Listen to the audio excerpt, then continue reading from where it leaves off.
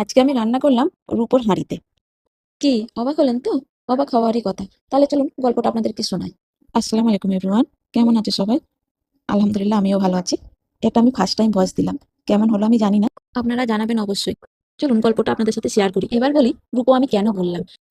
এই জিনিসটা আমার কোনো দোকান থেকে কেনা নয়। ওই যে পাড়ায় বিক্রি করতে আসে না ব্রোঞ্জের বদলে রূপোর বদলে বা কাপড়ের বদলে, ওই তাদের কাছ থেকে তবে এই কেনাটা খুব সহজে হয়নি। যারা বিক্রি করতে এসেছিল তারা রূপো ব্রোঞ্জ ছাড়া তারা দেবেই না কিছুতে। আর আমিও তো রাজি হয়ে গেছিলাম প্রায়। আর আমার জিনিসটা এতই পছন্দ হয়ে গেছিল যে আমি রূপো দিয়ে নিয়ে নেবো এটাও ভেবে নিয়েছিলাম। তবে ওই যে আমার একটা স্বভাব আছে, কোনো জিনিস কেনার আগে আমার মাকে কল করি। বাট সেই মুহূর্তে আমার মামুনিও কলটা রিসিভ করতে পারেনি।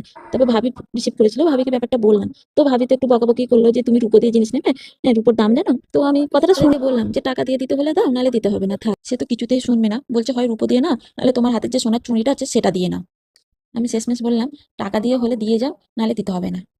শেষমেশ তারা রাজি হয়েছে। তো 2500 টাকায় একটা ডেকচি আর একটা ফ্রাইং প্যান নিয়েছি। লাভ হয়েছে কি লস হয়েছে জানি না, বাট শখের জিনিসটা কিনতে পেরেছি, এটাই অনেক খুশি।